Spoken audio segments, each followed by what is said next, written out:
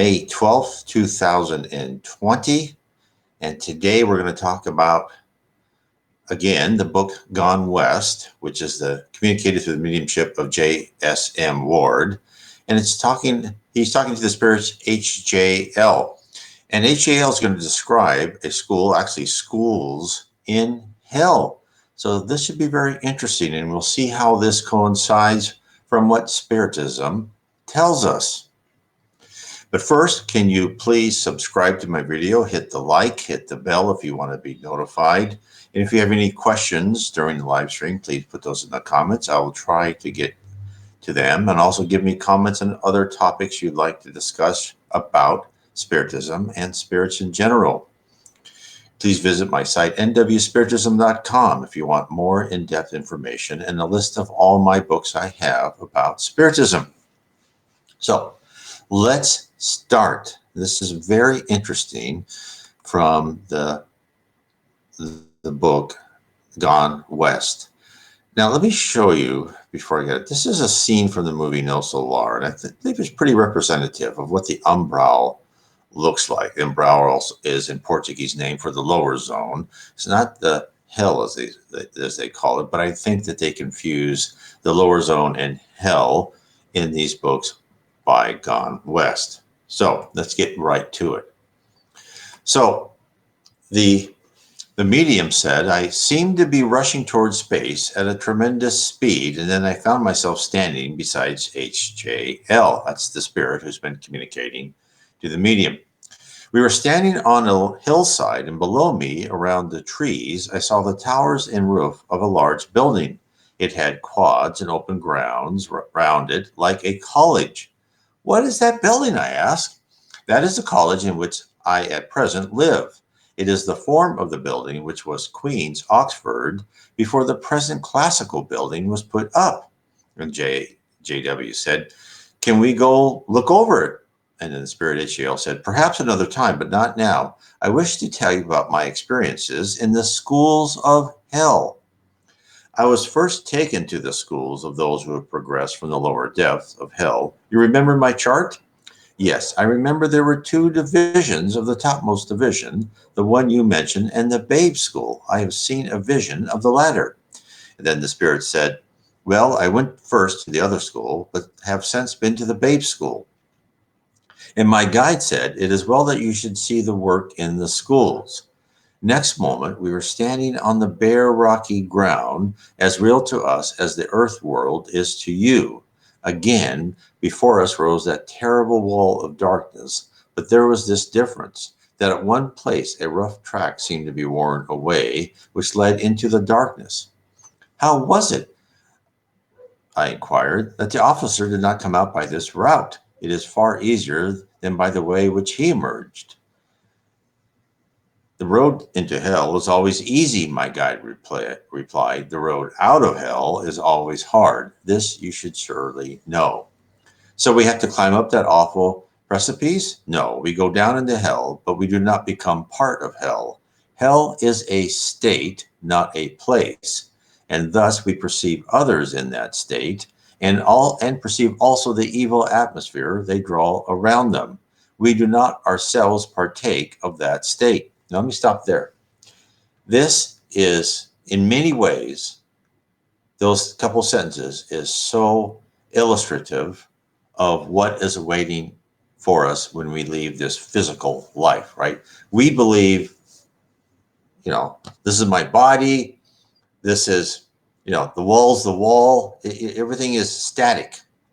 But actuality, all what we see, all what we are is made out of logical constructs done by the thoughts of higher spirits, lowered spirits.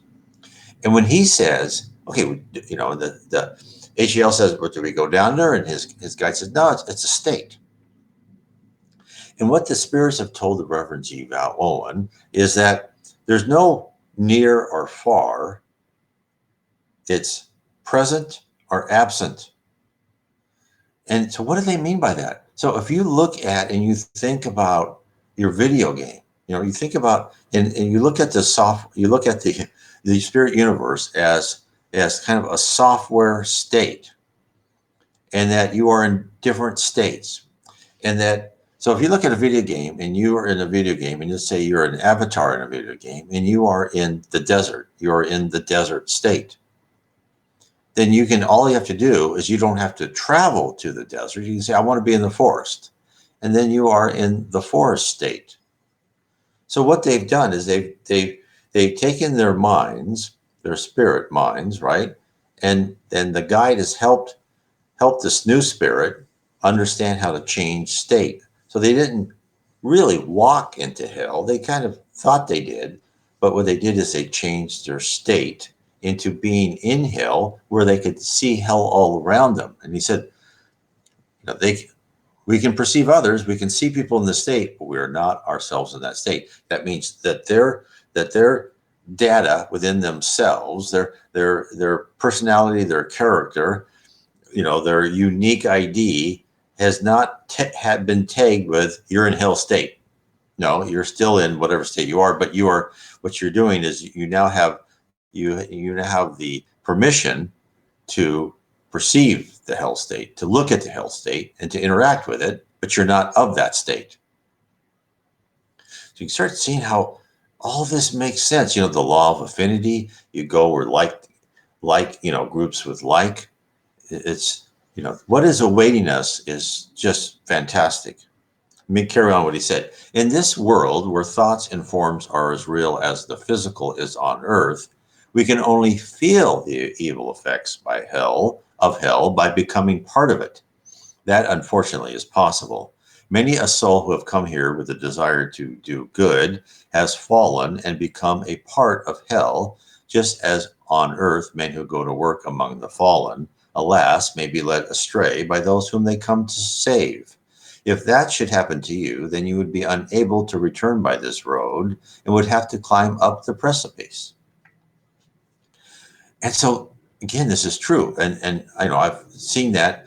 And you've seen that with people that try to go help other people, you know, drug users. The person becomes a drug user. There are stories of undercover policemen, you know, let's say in the Hells Angels, and they like it and they become a part of the Hells Angels. This is all done, and this is, you know, it's all possible. And this idea is that you're a higher spirit and you go into part of hell and, oh, I kind of like this. That means you weren't really that spiritually mature in the beginning. That is probably where some of the mythology of the devil came from, of the fallen angel going into hell. Now we know what Spiritism tells us, there is no such thing as the devil as created by God. The demons and the people in the lower zone and the dark abyss, what Spiritism calls, of course here they call it hell. There is no eternal hell, but those are people who are just like us, who decided that that was their state that they were most comfortable in, and that was where the law of affinity put them, until they decide to get out of that state and they become a less selfish, you know, mean person. And so then the spirit says, I became afraid and cried, don't go, let me not risk it. I'm safe where I am. And who can blame him for that? He said, now here there's no standing still. You must progress either upwards or downwards, and this journey must be taken. But fear not, am I not with you? Moreover, spirits do not fall in this division of hell. Here's the worst is past. It is when they go down of the lower divisions of hell that the danger arises. Thus encouraged, we begin to descend the path, and the dread darkness closed over us. For the moment, I felt appalled, but the firm grip of my guide's hand gave me strength and encouragement. Then I began to perceive that from him, and to a lesser extent from me, there flowed out a kind of light which enabled us to proceed along the path, though we were unable to see much on either side at any distance. So this is from, you know, this is from a person who was getting this from a spirit in the early 1900s. This same description of hell and the darkness and the people into the hell was given to by, you know, this was in England, right? This book was written in England, was given to Chico Xavier, the great Brazilian medium, and in by the book No Solar. This is where this picture is from the movie Celestial City. In 1944, So you'll see that Spiritism exposes, from the, exactly what hell is about. And this person knew. This person knows hell's a mental construct. Heaven's a mental construct. The levels of heaven's a mental construct. Now, many people say when we die, we create our own heaven, we create our own hell, and all that. There's a lot of truth in that, but you have to remember, you're not very mature and you're not very high up into the spirit hierarchy. So when you die, your thoughts, yes, they do, subtly change your environment, but it's really dominated by other people around you's thoughts, right? Because thoughts come through us all the time, and superior spirits of how they set up this original atmosphere and environment, and that you are not powerful enough to negate those thoughts and those directions. You can affect them somewhat, but you really are not trained enough at yet. So he goes, so suddenly we were aware of a great building set right across our path, and we found that the road we were walking upon it ran under a doorway into it. There was no way around it, for on either side I found the walls of rock towered up, and they were absolutely unscalable. What is this place? I inquired. Well, enter and see, replied my guide. We entered the archway, and it seemed as if our presence was already known, for at once a door opened, and we passed into a covered courtyard. What a dazzling light after that awful bright darkness through which we had passed. I felt dazed for a moment, but soon I was able to realize everything. Around me were tall buildings on four sides, rather like a great college quad, except that it was much higher, and there was a roof instead of open sky. There appeared to be several stories, for these were several rows of windows, and from every one of those a soft light shone. Some light, too, seemed to come from the building itself. I mean, from its very walls. Let's stop there a second. Again, Spiritism tells us there are colonies placed into the umbral, the lower zone, and also even into the dark abyss, into hell, where they are. And these colonies will allow spirits who don't want to be part of hell anymore. They can go to these colonies. They can work themselves up, and then they can get higher and higher levels and get out. Now, higher spirits can only go down there for a while. It gets just too depressing. So they will come up and down, and there will be higher spirits that will help the spirits in there. But what they'll do is they'll train the spirits who came out of hell, and they'll have them kind of do more of the work. So then he says, then I notice a spirit standing by the door. I knew at once that he was of the same nature as myself, though more advanced. I mean, he was not like my guide, who was far above me. I therefore inquired of him, what is this building? And he replied, it is a house of refuge, a school and a guardhouse combined. One might call it a missionary clearing house. To us come down from realms above spirits who desire to help the unfortunate beings in hell. Back to us come the messengers of hope who have been down to hell. To us come all those who, having begun to progress, need helping upwards. And finally, hither come those who need only to be taught that they may leave hell altogether for the realm above. Besides these duties, we also bar the way so that none of the inhabitants of hell may attempt to reach the realm above, save by the hard path which is ordained for them. The road you have trod is for those beings in that realm who desire to do good in. Hell are such as you, who are brought here by their guides to enable them to learn about hell. There are other rest houses scattered along paths which lead out of hell, to which those who desire to progress may go. But this is the great clearinghouse, or perhaps I may call it the base of supplies, for a large number of those houses of refuge. Have I made myself clear? And he answers this perfectly. So I also said the house sends out men to relieve those in charge of the houses of rest. So there are many. So another thing, in the book Liberation, a suicide, Camilo Branco, he committed suicide. He stayed in the umbral until the date is when he would have died naturally. And then he was rescued by the Mary of Nazareth Hospital into the lower zone, into the plane there, and taught about why he should not have committed suicide, and that all the suicides, that if you just waited for a week, a month, a year, something, the hole you dug yourself into would have changed. Something would have come along, because the spirit world doesn't create trials where there's no end in sight. So, and you can read about that. The book is called Memoirs of a Suicide. And that was another one. So what I wanted to say is so you can think of, there's all these, schools and refugees and a refuge of schools and supplies and teachers and organizations in the umbral and in the dark abyss, or hell, as they say. These are not all completely controlled by Jesus Christ. Jesus Christ is the governor of our planet. Now, but he doesn't really, he has ministers working for him, but also it's not like everything flows down into this complete, perpendicular hierarchical structure.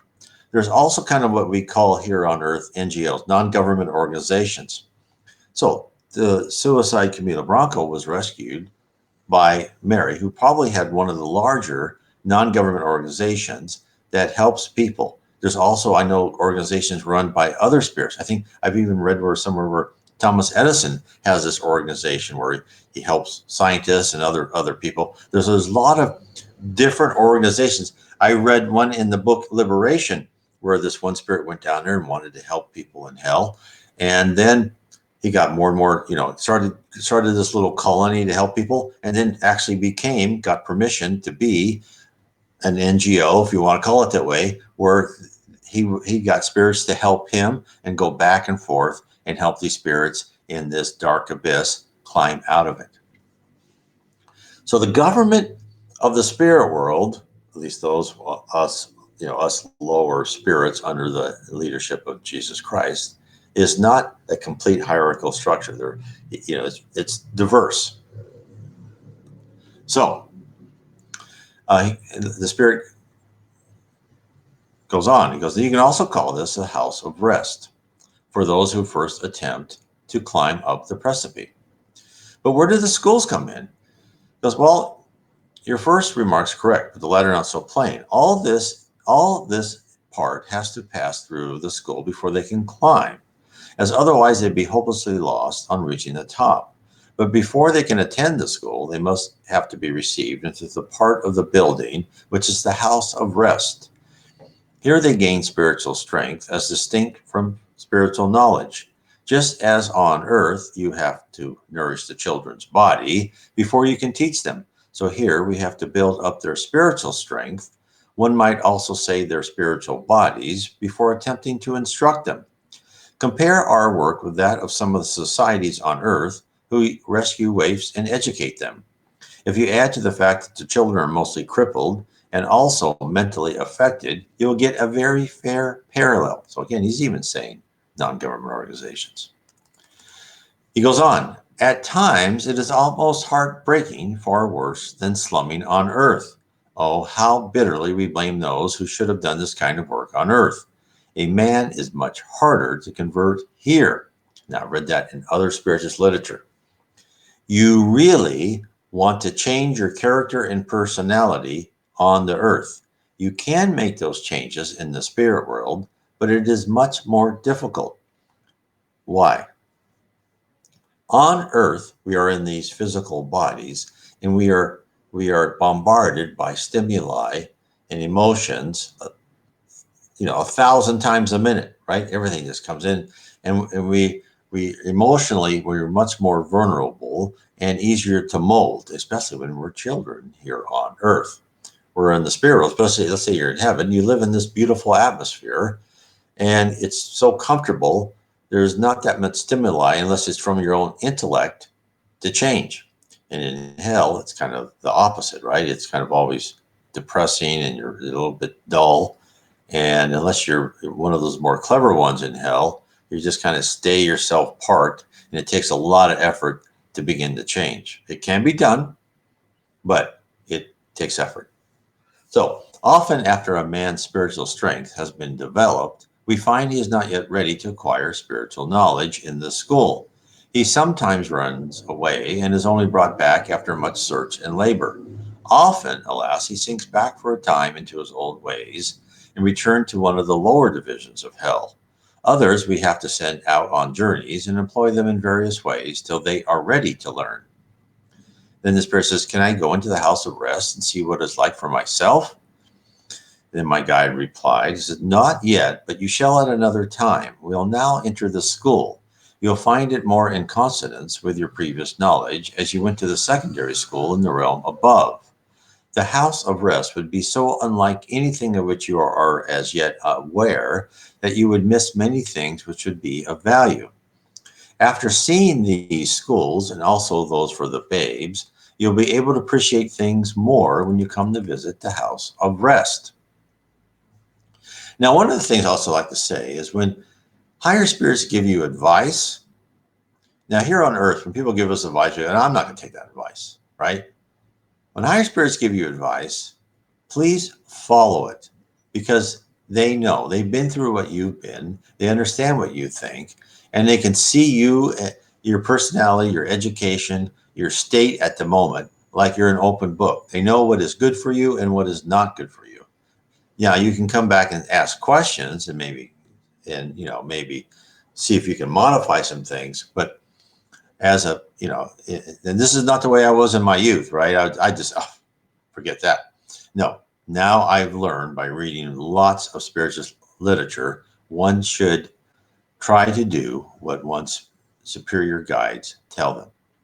So we passed through a late perpendicular archway, and as we did so, I realized the place was a castle as much as a college.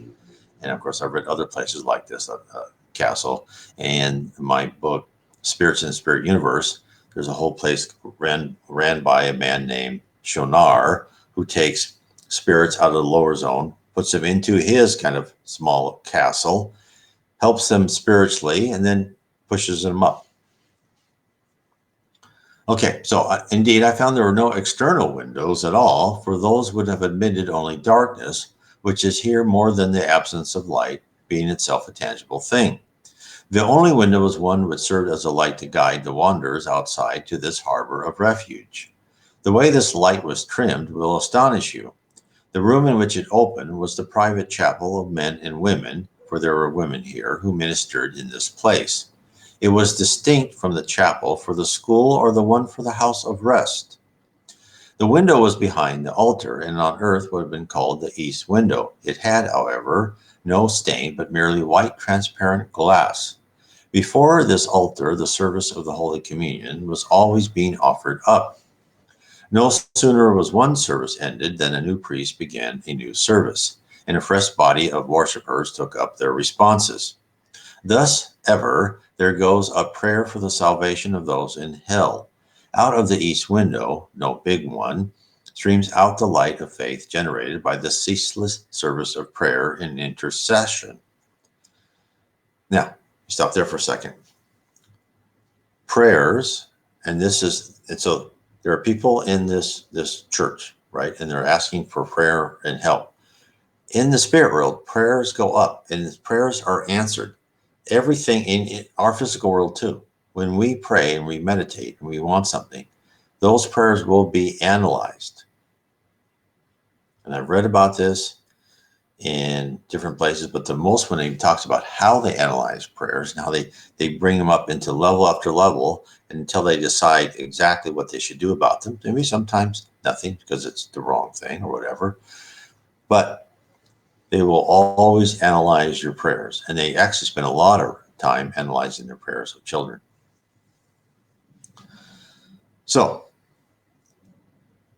how it is in other frontier houses, I cannot say for certain, but I can. That you'll see this pretty normal picture. But I gather some are in the hands of men who on earth held other religious views, and in these services of intercession takes other forms than that I witness. Like attracts like, you see, and my guide naturally took me to the house which I should find the system most in consonance with that which I more or less belonged on earth. So there could be Buddhism, Islam, whatever type of prayers. Everything's always, fine. Zoroastrianism, they would have They would have temples or houses of worship for those people.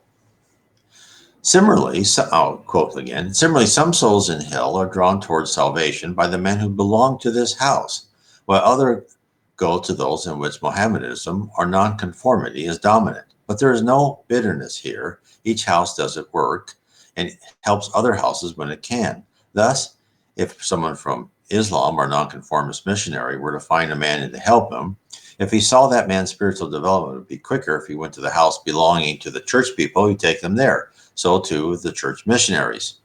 Moreover, this transference of rescue is constantly taking place. We do not worry about our religious, save the word, differences here. They still exist to a limited degree because we know we all mount higher, that all that is false will fade, where only truth will remain, so we quietly go on our way. This light shining from the solitary window at the top of the building is a beacon of hope far down into hell. All the houses of rest, even the little ones scattered lower down in hell, each has its beacon, thus ever kept burning. So then he says, they entered the building, and they passed through a passage and through a door, and it was filled with light from the teacher. So, of course, this is a higher spirit. And as I said before, a higher spirit will reflect light. They don't create light, but they reflect the love of God in the spirit world. So therefore they reflect light. That way sometimes it's a little fuzzy. He goes, but what can I say of the pupils? Now, this is what he talked about, the people in there who just originally, came out of that part of hell into this little refuge in hell. Picture the lowest and most degraded men reduced to the size of tiny children. Imagine them misshapen and idiots for the most part, with low cunning expression on their wizened faces. This will give you but a faint idea of what I saw. They were ever trying to play some stupid trick, or either on their neighbors or on their master. In addition to him, there were two other spirits who stood behind the form while he taught from the front. These three were needed, firstly, to keep the room sufficiently light. For each of the children, there seemed to exude a kind of darkness which appeared to be burnt up by the light. Further, they were needed to keep the pupils under control. They did this solely by a kind of hypnotic power, by the exercise of their will and of their mentality. If for a moment they relaxed their concentration, at once several of the boys broke out into disorder. Again, I've read this in other places. So there was this band in the books, How We Are Guided by Spirits, in the books by Reverend J.S.M. This band went into a lower section of the dark abyss. And they talked to this guard at the gate, and he was big and strong, right? So when you're in hell and you're in your mind is that you're big and strong, and you look like you're big and strong. But as the guard followed them and started doing good things, the guard actually got smaller. Now think about that for a second. And the spirit said, yeah, I knew he was becoming a better person because he got smaller. He lost his focus on being mean and being superior and dominant, and became a little bit more of humility and trying to help people. And thus, for a while, he got smaller because it hadn't replaced all that with other spiritual power. And so what he's saying is that these people look like, they look like small, almost children-like, because they have lost their focus on hate and cunning and trying to do bad, right? And they're just trying to now start from their very immature spiritual first step. And therefore they look like that type. Now, as they become more spiritually mature, they will get bigger and bigger and more normal. So then he said, this guy, this must be very wearing for the teacher. He goes, yeah, it is. The teachers have to be relieved after a very short spell. This is why so large a number of spirits are needed, even in a single institution. And he asked, are the girls taught separately? Yes, nearly always. They need women, and these need men. Further, we do not find it wise to let the sexes mix much here. These are not innocent babes, you must remember. Though they have the spiritual development of children, they have the memories of vicious men and women. In the school for the real babes, Women almost always teach and tend them, and we make practically no distinction between the two sexes. This just then, 3 fresh teachers came in and took the place of those who were in the room when we entered. We waited for the new lesson to begin. At once, a perfect pandemonium broke out due to the withdrawal of one group of mental influences, but almost at once the newcomers, by the simple power of their will, had reduced the rebels to submission.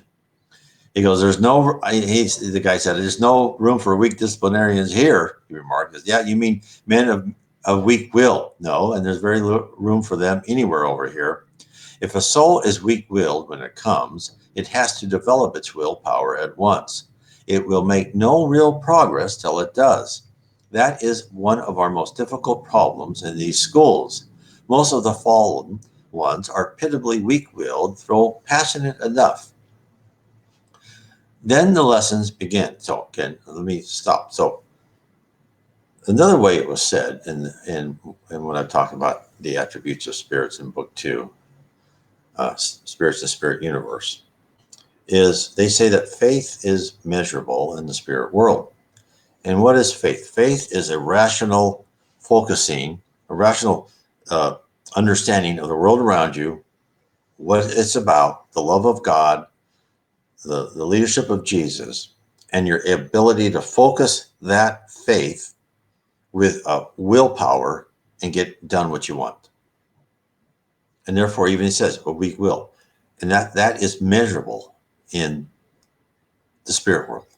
And I'll go more into that when we talk about the officer, about his will.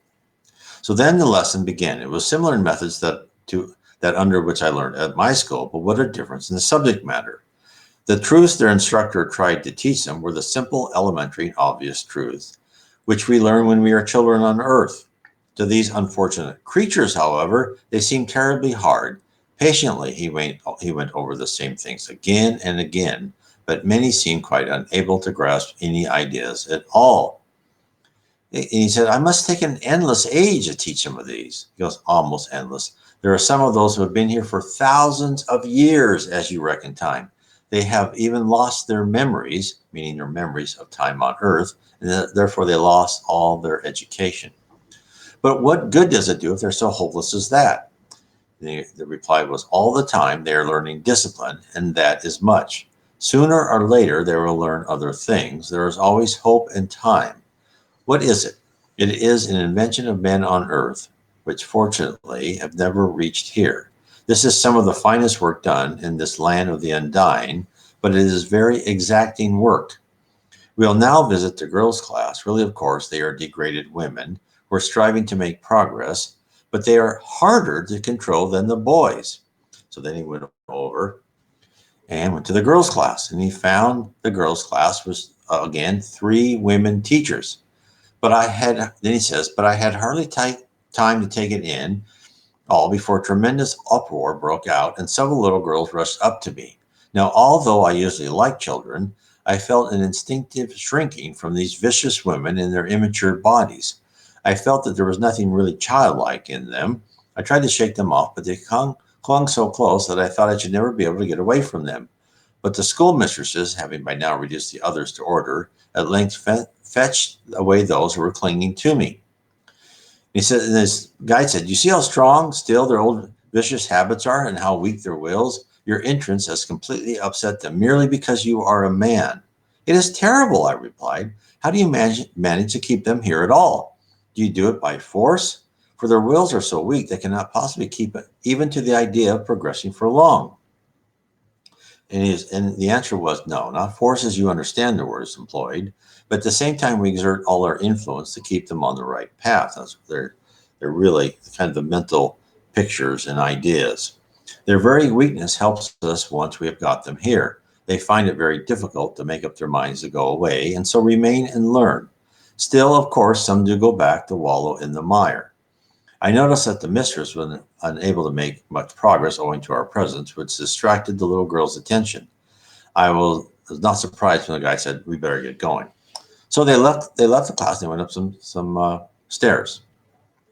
So they left the house of rest. And then he went back. And then that was the end of that session. So now he's going to talk about when he went to the school of babes. And this is H.J.L. So again, I went down a kind of road with my guide into the darkness. So this is all about showing. So if you look at the amount of effort that the spirit world does for us incarnates on earth, plus those discarnates, those errant spirits down in the lower zone and the dark abyss, how much effort they have in teaching all of us to become a better person. Now, must be, this is a full-time job. Now, let me give you an idea of the number of souls we're talking about. So in this one talk, I believe it's by Geraldo Dutra, he said there are about 21 billion souls around the earth. And this means incarnate and discarnates, people who are alive in matter and people who are not. About 1/3, right? So there's about 7 billion here alive on earth at this moment. And then they said about 1/3 maybe in some of the levels of heaven. I could have that wrong. I'm doing this from memory. So say 7 billion people are in heaven in one of the levels of heaven. And that means another 7 billion, right? 3 times 7 is 21, are down in either the lower zone or the dark abyss. So those 7 billion have to try and teach 14 billion people how to become civilized spirits. So the spirit world is busy while we're on earth. We have one guardian angel each, right? And plus other guardians and spirits that are trying to regulate and help things, trying to teach us the 7 billion for us to go through our trials and tribulations in this, excuse me, disciplined order and our pre-planned life on earth, our predetermined plan. And then you've got them trying to help the other 7 billion who are, just failed, God bless them all, errant spirits who are actually trying to, for a lot of reasons, trying to come up to earth and trying to, mislead the incarnates on earth. Shows you how difficult and how much work and how we should be so thankful for the spirits who are in heaven helping all of us. This must be one heck of a campus. And it's got to be like the worst middle school or junior high you've ever seen. And that's what I, kind of put it. You've got these kids are out of control. We have wars here on earth. We kill people. We do bad things. And in the lower zone and the dark abyss, the hell as they call about it, they're even worse. So just think about that for a second. So now he's talking about the school for babes. Let me get some water here. So again, I went down a kind of school with my guide into the darkness. So he went down, and he went to a courtyard. And in it was all manners of trees and flowers and a nice fountain. And here were numbers of children playing about. These were far different from those I'd seen before. Their young baby faces corresponded to their immature bodies. They were like earth children for the most part, and not like those men in the form of children who had seen on my last visit to hell. These were they who had never sinned, but not having any knowledge of God or faith. They have to learn of these, and they learn that their little spiritual bodies develop until it is time for them to pass onto the realm of half belief when they go to the secondary schools. Rosie Dawn is an example. Now, this school was under the control of Sister Maria. So, what this school is for the School of Babes Who Do Not Faith. Now, this probably corresponds to children who have been stillborn or aborted, children who have never entered the earth or entered it for a very short amount of time, didn't take breath into the world, and now what they're doing is they're having to grow up in the spirit world. Now, you may ask, this is a good question. Why? If we're a spirit and we've been reincarnated time after time after time, when we die, shouldn't we just become like the adult that we were, in this 20 to 30-year-old range? So what I believe, and I've not seen this is my conjecture, and people can disagree with me, is the spirit world takes when children die, they take this as an opportunity to reset their personality and their character and have them re-raise themselves in order to have better habits, because they were probably planned, well, I'm sure most certainly planned to die at an early age for the very reason that they could then re-raise them in the spirit world to give them a chance to become a better character and personality. And therefore, it's like a start over. It's like you have a computer that's not working very well and you reboot. It's still the same computer. There's still software in there, but some of the corruption that was found in there hopefully is gone. That's probably a bad analogy, but that's, I think, the one that can fit us the best right at this moment.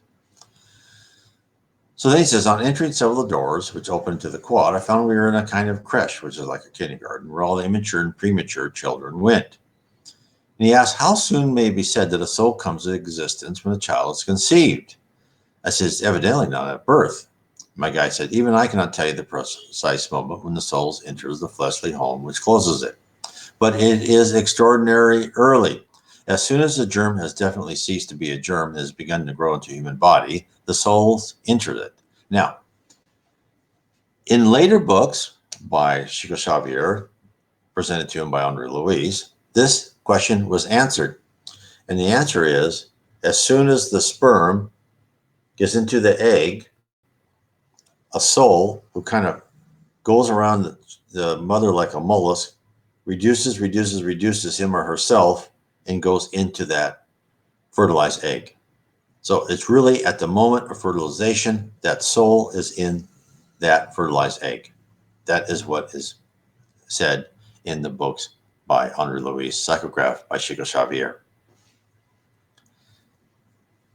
So he's right, it's very early.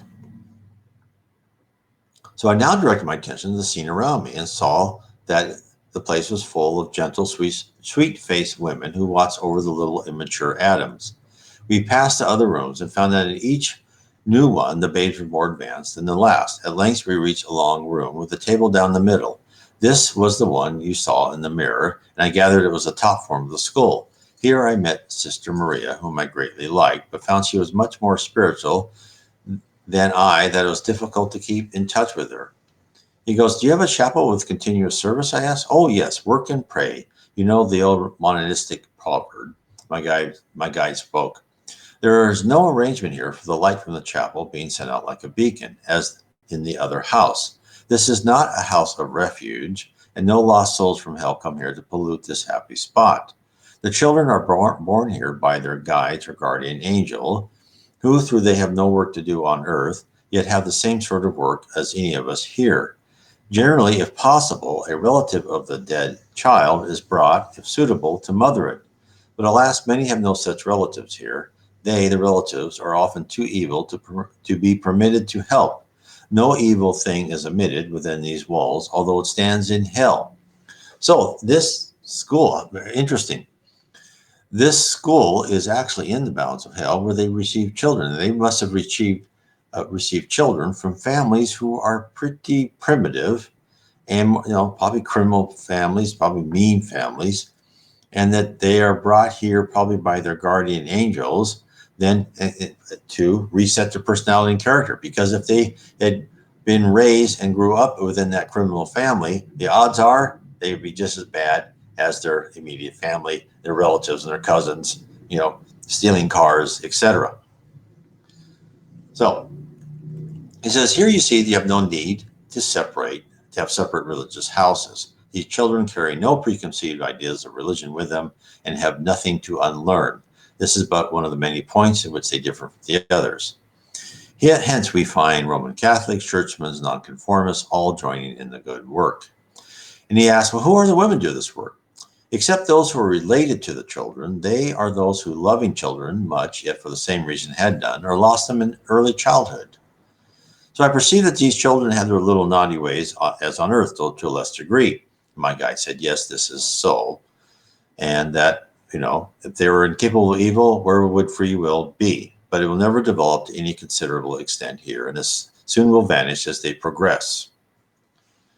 So this is interesting because in the books, in other books I've read, there are other schools for children in higher levels of heaven. And these must be children who have a greater chance of becoming productive members of spirit society. In that school in hell for babes that I just talked about, these must be children coming from very disorganized, primitive spirits who are really given a reset in this place. And of course, in other spiritist writings, you hear over and over again, if a child can be tended to by some relative or mother, that is always the best option, to have them come to these type of sanctuaries. They could live with them, etc. But I would say most of these, they say, no, they're too evil even to raise these children.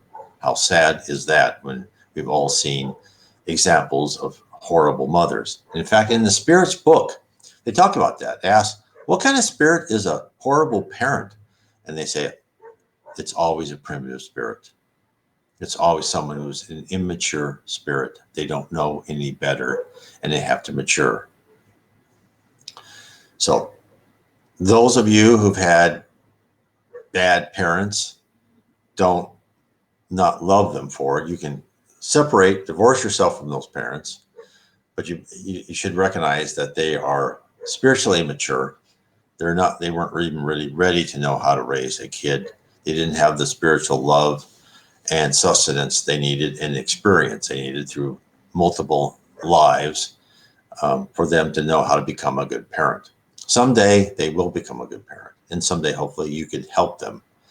But this is a little message for those who need that. So anyway, I wanted to say that is what I've gone so far. I hope this was interesting, talking about the schools in hell and how they were. And I talk a lot about this in my book, Spirits in the Spirit, how we're guided, how spirits go through different educational levels and how they learn.